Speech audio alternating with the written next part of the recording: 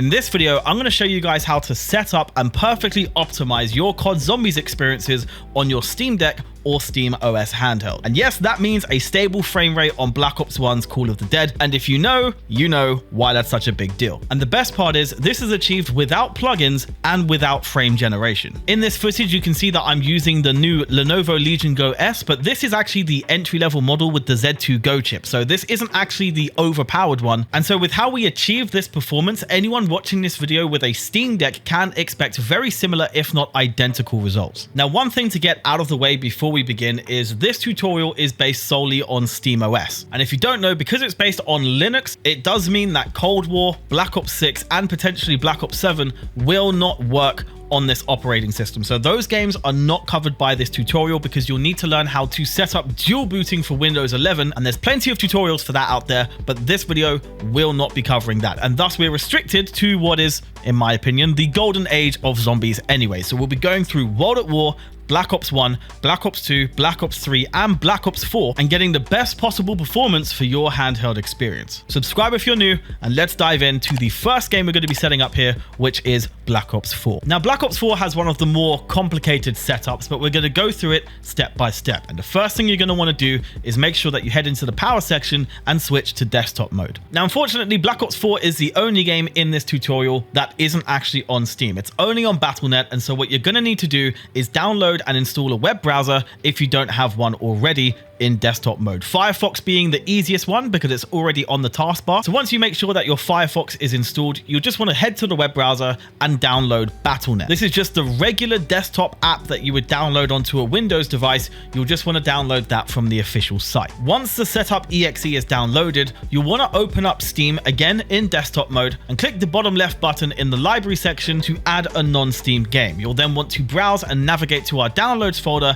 and add the setup exe as a game to your library. Now, if you try and hit play on here, it simply won't work. What you'll need to do is head onto the settings cog, go to properties, and then head to the compatibility tab. From there, you want to force a compatibility version and set it to Proton Experimental. There's a lot of different Proton versions that work, but Proton Experimental is the one that I use. Once the compatibility layer is set, you should be able to launch the Battle.net setup without a problem. Now, if for whatever reason you lose control of the mouse and it's unresponsive, what you can do is hold the Steam button and then use the right stick and you'll regain control of the cursor. Once it opens, I recommend unchecking the launch Battle.net when you start your computer box, and when prompted to define an install location, what I recommend doing is going into the file browser and creating a folder somewhere on your deck for Battle.net to get installed to. In my case though, I pretty much just installed it directly in the home directory. Once you hit continue and Battle.net has successfully been installed, you'll then want to go on to add a non-Steam game again and find the Battle.net launcher exe that would have just shown up in the directory that you defined. Once the Battle.net launcher exe has been added, you want to go ahead and head into properties again, just like last time, and set it onto Proton Experimental. Now from here, you can do a little bit of cleanup. You can remove the setup exe from your Steam library by removing the non-Steam game, and if you want to be extra, you can also delete it from your downloads folder. But next, you'll want to head into the game mode. There's a link to do that right on the desktop. You'll then want to run the Battle.net launcher exe whilst in game mode, making sure that your Proton version has indeed been set to Proton Experimental, and you'll then be prompted with a login screen. From here, log into your Battle.net account as usual.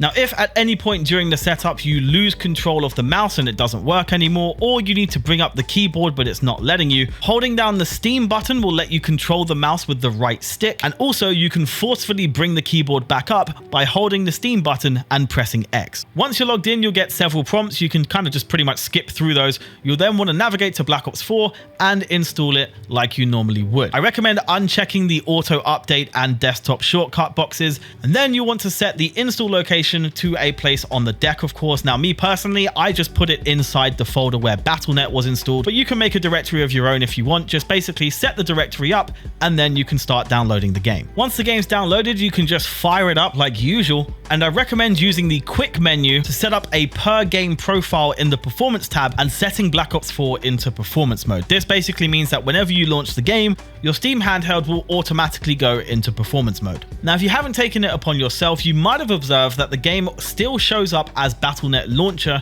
in all of the UI, which is a little bit annoying, but later in this video, I'm going to show you guys how to dress up the user interface for all of these games and make it look as official as possible with proper artwork and of course the correct titles. So that will be its own dedicated chapter at the end of the video. Now, as you can see, I'm heading straight to the settings and making sure the gamepad is set up properly and configuring my setup to try and get the best results. Now, you can tinker with this, but I will put on screen my settings that for me personally kind of get the best quality to performance ratio. Steam Deck users are pretty much going to want to follow this exact same setup. The only difference being that I recommend Legion Go S users to set their render resolution to 70%. This actually brings the resolution more in line with the Steam Decks, which still honestly looks great on a screen this size and does dramatically boost performance. Now, Steam Deck users don't need to worry about getting a different performance even though I'm using a different device, because like I said at the beginning of the video, this is the entry-level Legion Go S and the chip performs very similarly to that of the Steam Decks, especially when you consider that most of these older COD Zombies games have their performance kind of dictated mostly by the Proton compatibility layer.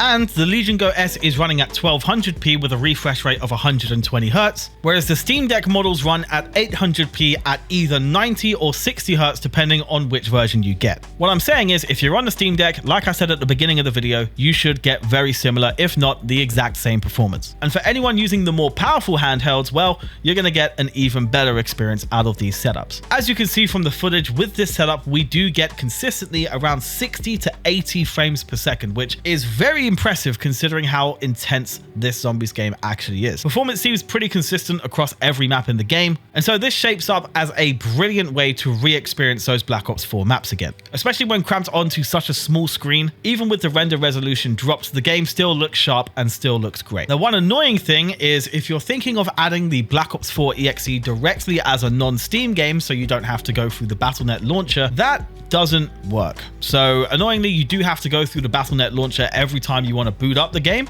but thankfully it does remember your logins and does save any of the settings you made in game, so it's not too painful. And so with all of that done, you've now successfully set up Black Ops 4 Zombies on your Steam Deck. And so now we're going to move on to the next title, which I'm kind of just doing it in no particular order. So let's go on to Black Ops 2. So when you go to install Black Ops 2 from your Steam library, the first thing it will say is that it is incompatible, but this is not true. In fact, this is actually one of the more easier ones to set up. So go ahead and download the game as usual and install it. Now, the other annoying thing that you'll notice is that there's no kind of banner or logo for the game. It's just kind of grayed out and pretty ugly. It also has very mid cover art in the home screen library and overall just looks pretty out of place. Now, I did mention this in the Black Ops 4 guide as well, but at the end of the video in the final chapter, I will go over how to dress these games up in the user interface to make them look a lot more appealing and in line with the rest of your library. So don't worry, there is a solution to this. Now, once you're in the game, you'll want to use the touchscreen or hold the Steam button and the right stick to control the mouse,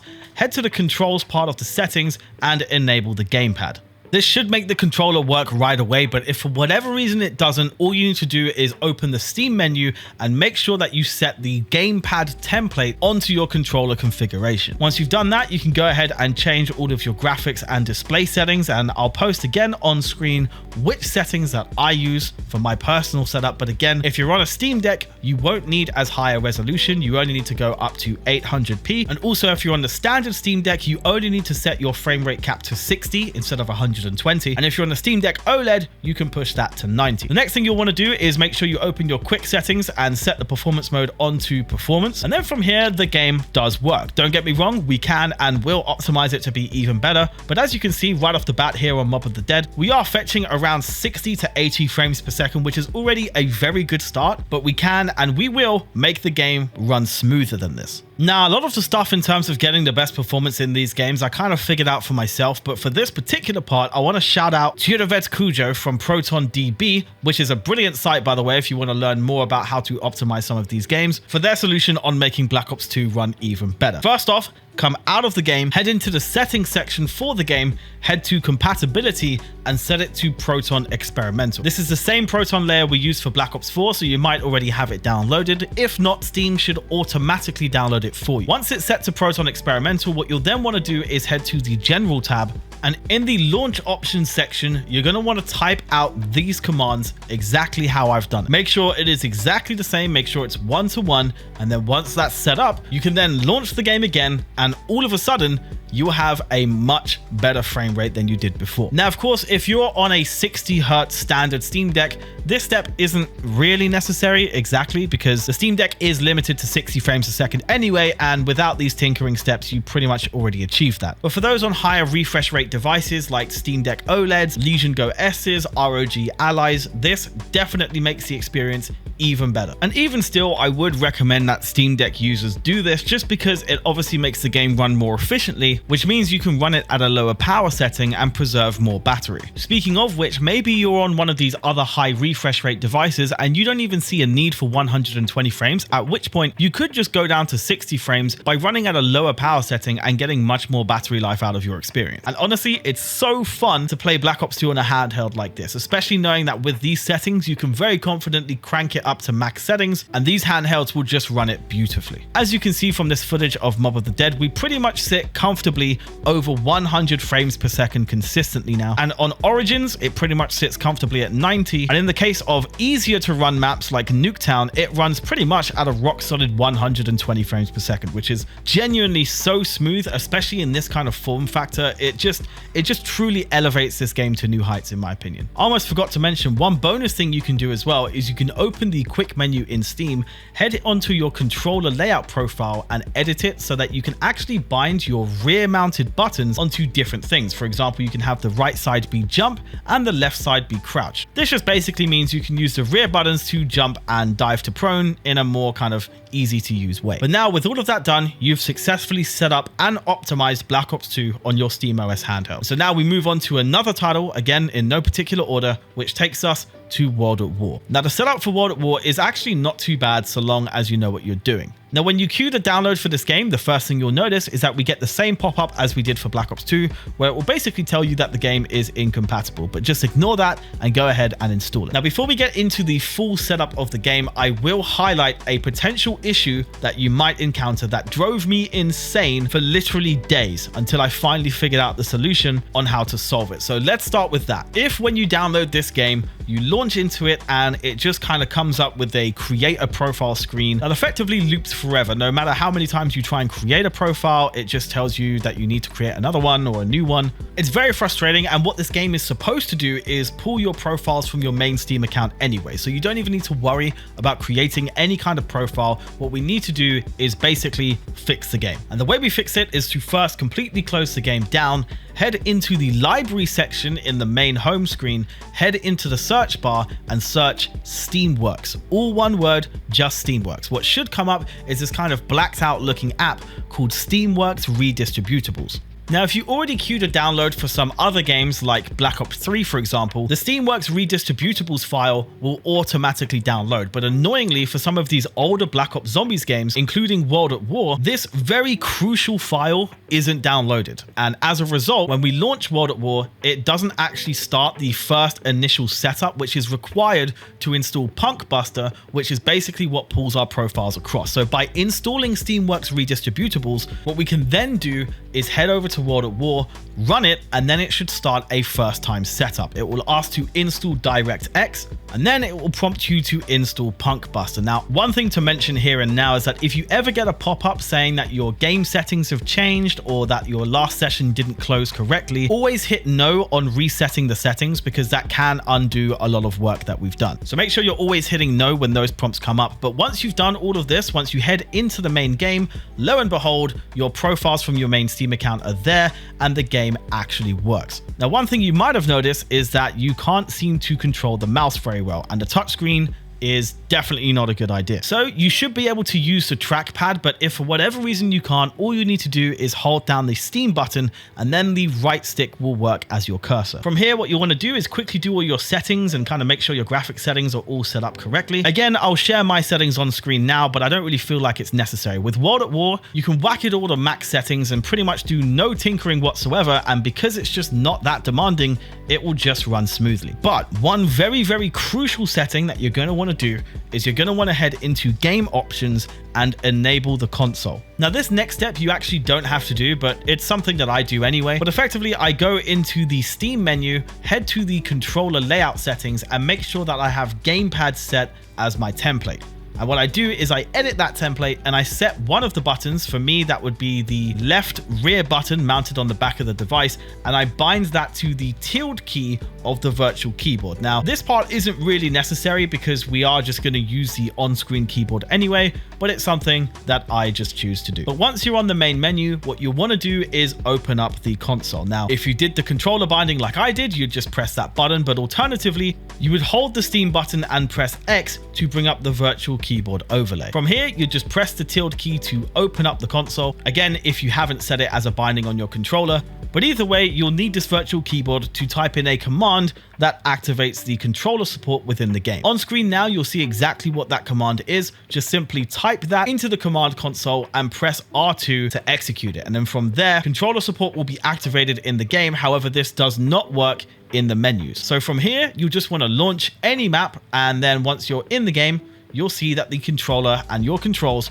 should work properly. If for whatever reason it doesn't, just make sure that you've typed the command correctly. And if you want to open your Steam menu, make sure you have a gamepad template set as your controller scheme. Now, one thing you'll notice is that your sensitivity is super low by default. So in order to change that, what you'll need to do is open up the console again, which you can do from the pause screen, and you'll want to type in this command. Now, once you define the number, it only goes up to 5. So bear that in mind when you're choosing your sensitivity. I myself go with 4.2, but you can kind of just adjust it and see how you feel. Another command you can use will allow you to define the dead zone, because one thing that does feel weird about this game is the sticks require a lot of input before you actually move in game, so it can make your aim a little bit janky. But with this command, it does greatly smooth out the controls. But unfortunately, unlike every other command that I list in this video, this seems to kind of just erase itself every time you relaunch the game, which is very annoying. But don't worry, in terms of your sensitivity and the controller support, that is saved every time you launch the game, and you won't need to repeat those steps. From here at this point, especially if you've made sure that you are running in performance mode, you'll notice that the game is running very smooth. And if you're on a high refresh rate device, you'll see that it pretty much runs at a locked 90 frames per second. And thankfully, because World at War just isn't very demanding, you don't actually necessarily have to be in performance mode all of the time. You actually get very, very strong performance from a balanced power mode, which of course makes your battery life a lot longer. But 90 frames is nice, but it is actually capped. So what we want to do if you're on a higher refresh rate device is set the cap higher. And the way we do that is with another console command. So open up the console again and type in this command. Once you execute this command, you'll see that the game, particularly on performance mode, will push itself to a hard 120 frames per second pretty much consistently, which is a very, very smooth experience and a very fun way to enjoy World at War. And thankfully, this command is saved, so you won't need to repeat this whenever you relaunch the game. So as a result, what you're left with is World at War running at a pretty rock solid 120 frames per second on max settings at full resolution, which naturally on a handheld like this brings a very enjoyable experience of World at War to the table. And with that, you've successfully set up and optimized World at War for your Steam OS handheld. Now, I can hear some of you begging the question about how to set up custom zombies for World at War here, and I will be bringing a separate video talking about the correct setup for custom zombies across Black Ops 3, Black Ops 1, and World at War. So stay tuned, make sure you're subscribed so that you don't miss that video when it drops. But now let's move on to another game. Let's take a dive into Black Ops 3. So installing Black Ops 3, you shouldn't get any kind of pop-up saying that there's no compatibility, because Black Ops 3's compatibility with the Steam Deck and Steam OS in general is actually very strong out of the box. Now, once it's installed and you run it for the first time, the first thing you want to do, of course, is make sure that performance mode is enabled for Black Ops 3 so you get a strong frame rate right out of the gate. Now, you'll notice if you play Black Ops 3 on PC, when you head into a solo game and you look at all of the maps, your handheld would have already downloaded all of the mods that you have subscribed to on the Steam Workshop. So all of your custom maps that you run on PC will already be here. And annoyingly, at the moment, there's actually no way to separate them. So if there's certain custom maps you want on your PC, but not your handheld, and vice versa, that's not an option. The maps or mods will be installed onto both. But anyway, controller support should work pretty much right out of the gate, but I personally like to reset the template as the default gamepad template in the quick menu in Steam. And then from there, of course, you'll just want to head into the settings like you normally would and make all of the necessary tweaks. Again, I'll put on screen what my personal settings are to try and get the most out of this game. Again, I recommend in this title, just like with Black Ops 4, setting the render resolution to 70%. If you're on a Fusion Go S, or basically any kind of Steam OS device running at 1200p or higher. By setting the render resolution to 70%, you're basically making the game run at a similar resolution to the Steam Deck, which still looks great on a small screen and frees up a lot of room for better performance. That being said, once you've set up the game how you like it, or the exact same way that I did, you'll notice that even on pretty demanding maps like the Eisendrache, we can fetch between 60 to 80 frames per second, which is actually, again, pretty decent for a game of this scale. But we can improve the performance quite a lot further, and now I'm going to show you how to do that. The first thing you'll want to do is close the game and head into the power section and go into desktop mode. From here, you want to make sure that you have a web browser installed. Firefox is the default one and the easiest to install, so I just do that. Open up the web browser and navigate to the link in the description, or through a few Google searches, you'll need to find the Community T7 patch developed by Shiversoft Dev on GitHub. Now, in the releases tab, you should see under assets a Linux-based zip file. You want to go ahead and download that. Once it's downloaded,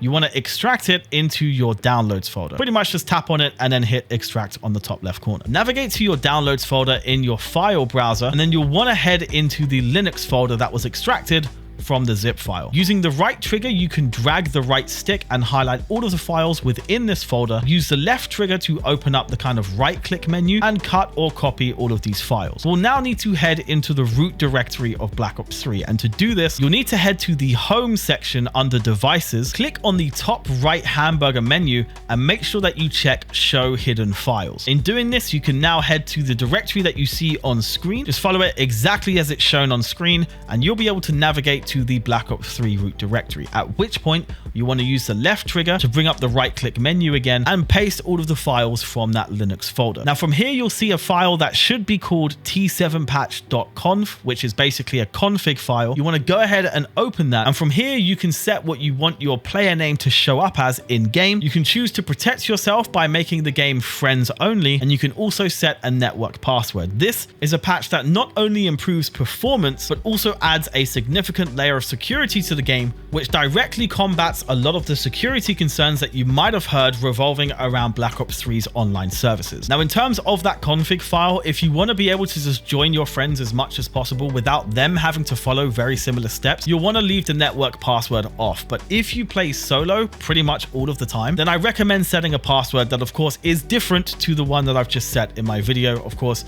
I'm not going to be using that password either. Once you've set up this config file, you want to make sure that you head to the top left section and save it. Now, once it's saved, you can close it all down, go back to the desktop and re-enter gaming mode. From here, what you're going to want to do is head onto the settings section of Black Ops 3, go down to properties, and in the general tab, you want to put this exact command into your launch options. Make sure it's exactly the same as how I've listed it here on this video. And once that's set in your launch options, you shouldn't need to change anything in the way of like the compatibility or anything like that. You should just be able to leave that all at default. So long as you set your launch options correctly, once you launch Black Ops 3, you should see on the top right corner that it says the patch version number developed by Sirius. Once you see that on the top right corner, that means you've done this step successfully. And the first thing you'll notice is that the menu is a lot smoother than it usually is. And the reason why the performance is enhanced with this patch is that it basically cleans up the code and prevents the very annoying constant DLC checks that actually slow the game down, as well as a few other tweaks as well on top of that. Long story short, now when you boot up the same maps that you were running earlier, instead of getting 60 to 80 frames per second, you should see that jump up to around 80 to 100 frames per second, which might not sound like too much, but in terms of actual gameplay, you can definitely feel a significant difference with this patch applied. In high intensity situations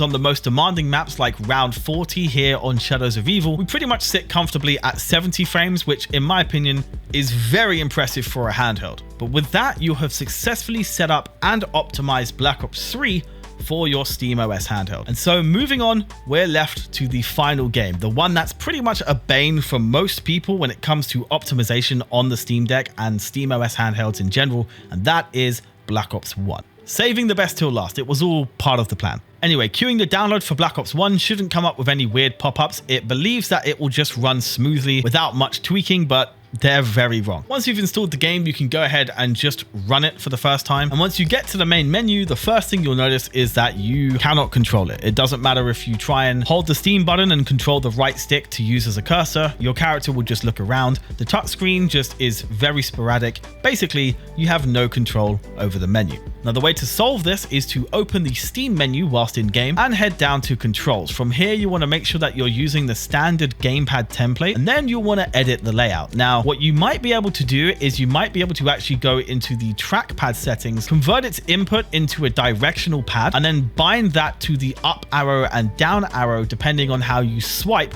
on the trackpad. Now, on some Proton versions, this will just work like normal and it's not a problem. But on the default Proton version, it doesn't seem to acknowledge the trackpad, at least in my experience. So what I tend to do is I bind the up arrow and down arrow on the virtual keyboard to the rear buttons on the back of the device. So on my Legion Go S, for example, my left rear button will go up in the menus and my right rear button will go down in the menus. This seems to work consistently across all Proton versions, so for me, it's definitely the best way to set it up. By binding these buttons to the up and down arrow keys on a virtual keyboard, it basically means that these buttons now actually work in navigating the menu. So that's one problem solved. Next, what you want to do is go into settings, and you might find that sometimes the options don't work correctly using just the directional buttons. So what you'll want to do is hold the Steam button and use the right cursor to navigate through the settings and set it up however you want to. Now, with this game, you pretty much can just whack on max settings, especially with how we're going to optimize it and achieve that 120 frames per second. But in my experience, I actually recommend turning off anti-aliasing because it actually does kind of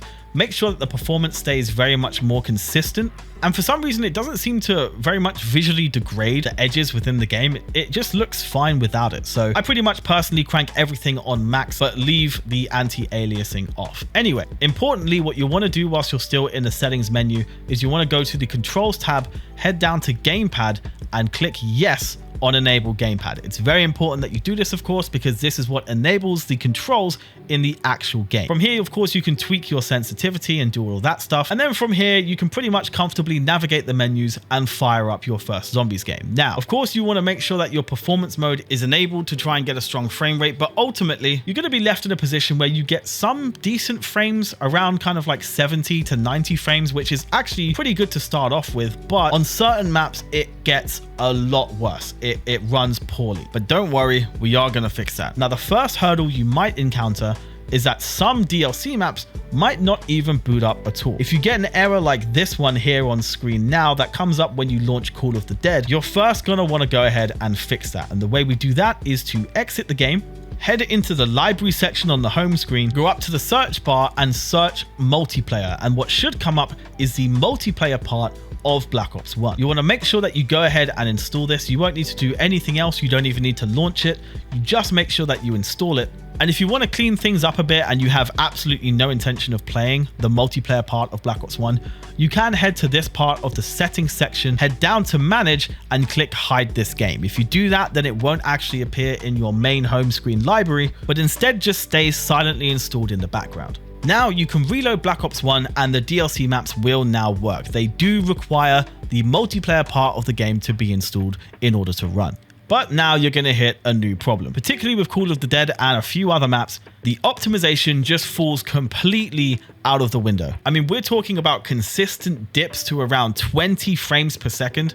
And these aren't even spikes either. This is pretty much just consistent drops in performance, which naturally kind of renders this game completely unplayable. Now, I spent a lot of time trying to test and try different means, different Proton versions to get the best performance out of this game and to finally solve this issue of iconic maps like Call of the Dead running absolutely terribly on a Steam OS device. And thankfully, I figured out a way to truly make Black Ops 1 run incredibly smoothly. We're talking about a hard-locked 120 frames per second, even on the maps that previously dipped to 20. Now, to begin this process, the first thing you're going to want to do is, of course, exit the game. Then you're going to want to head onto desktop mode. From here, you're going to want to go to the Discover kind of Linux store, if you will. Head into the search bar and search Proton. Now, you'll see two apps come up. One of them is called Proton Up QT, and one of them is called Proton Plus. You can grab either one of these, but for this tutorial, I'm going to be grabbing Proton Plus. And then on the top right section, you'll see an option to install it. Just go ahead and click that. Once this app is installed, fire it up, and then you want to head to the Proton GE section of the app and scroll all the way down through all of the Proton GE versions.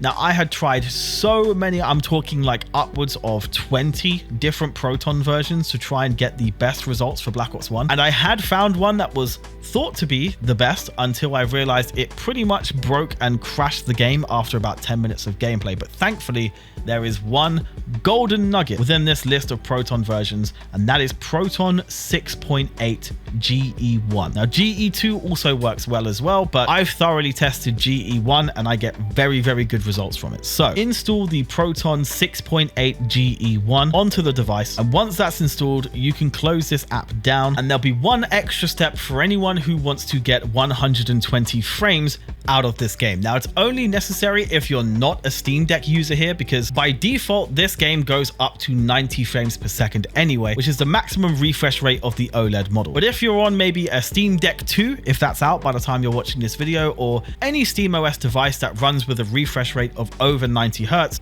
you're going to want to open your file browser, click on the hamburger menu on the top right, and make sure that show hidden files is checked. And then you want to head to this directory on screen. Just follow this directory exactly as it's shown, and you should find yourself at the root directory of Black Ops 1. Now, in this players subfolder, you'll see a config file. What you want to do is open that up, click edit on the top left, click find, and then type in this command shown on screen. It will then take you to the line where that command is, and you'll want to change the value to 120.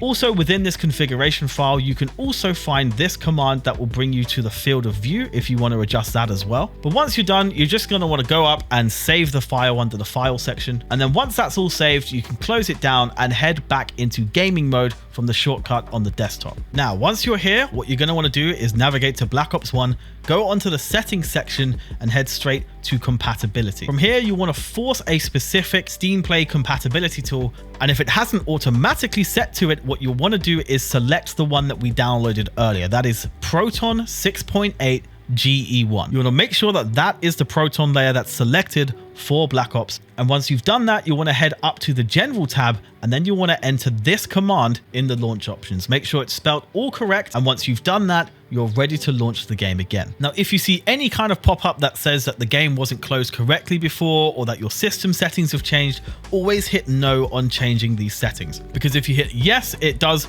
change some of the configuration that we've done so far, and that's just annoying. So always hit no on those pop-ups as and when they show up. Now, what should happen on this launch, now that we've changed the Proton version, is it should come up with the first time setup again, as if we're booting the game for the very first time. You know, where it talks about Microsoft redistributables or whatever. That should come up, but sometimes it doesn't. Now, if you launch into the game and that hasn't happened, then you won't actually notice any change in performance. The way to fix this is to close the game again, open up your Steam menu, go to settings, and then go down to system. In the system tab, you should see enable developer mode. You're going to want to go ahead and check that box, and then come back out and head onto Black Ops 1. From here, open the Black Ops 1 settings, and you should see a developer section now. And from here, you want to open that part up and click delete Proton files. Now, me personally, I just do this twice. I delete Proton files twice just to make sure that they're definitely gone. But now you should be able to launch the game again, and it should set up the first time install scripts again. It will take a little longer to boot up, so just be patient, let it do its thing. But now what you should find is on Call of the Dead, you pretty much get 120 frames per second. And in the more previously demanding parts, that can dip to 90. But don't worry, we're not actually done improving the performance of this game yet. But at this stage, so long as you make sure that you're in performance mode, it's already running a hell of a lot better. We've got a minimum of 90 frames on Call of the Dead, and on Kino de Toten, it's already pretty much locked in at 100 to 120 frames per second. Now, these frames can occasionally dip ever so slightly when certain things happen in the game for the first time, but like I said, we're not done making this better. So let's head into the final stages of getting the most out of Black Ops 1. Now, for this, the first thing you're going to want to do is head into your Steam settings, go to system, and then enroll into the beta participation channel. From here, you want to check for updates and wait for a beta update to show up. It should be pretty much instant. Go ahead and install that update and let the device reboot. Now, if you followed my steps earlier, you already have developer mode enabled, but if you haven't done that, make sure you do that step now.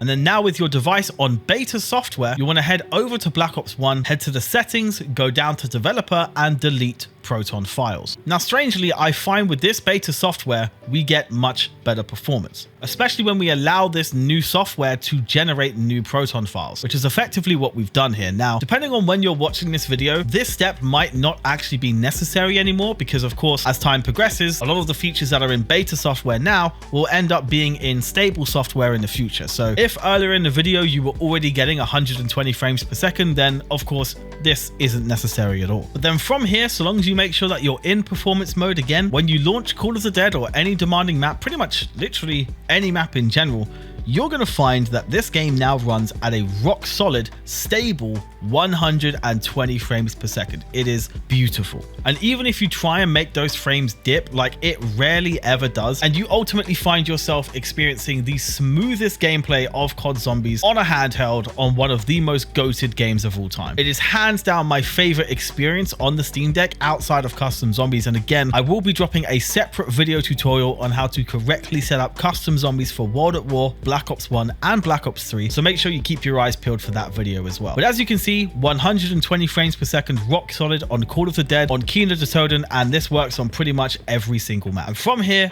you have successfully set up and perfectly optimized Black Ops 1 to work on your Steam handheld. And so with that, we've gone through Black Ops 4, Black Ops 3, Black Ops 2, Black Ops 1, and World at War, optimized all of these titles and got them set up and running properly. And with this, you can all enjoy some of the best COD Zombies experiences right in the palm of your hand. And it is genuinely so exciting and so worth doing. By the way, I did make a video talking about my experience with a Steam OS handheld playing COD Zombies. So if you want to check out that video and just kind of like my review, my thoughts, so to speak, on the general concept of doing this, I'll leave a link on screen for that video as well. But before we're done, we may as well clean up our library and make everything look a lot better than it does by default. First off, let's talk about getting artwork for games like Black Ops 2 and our configuration of Black Ops 4. Now, to achieve this, you're first going to want to switch into desktop mode. And from here, open your web browser of choice. Again, mine is just Firefox because it's already default on the taskbar. And you'll want to head over to Steam Grid DB.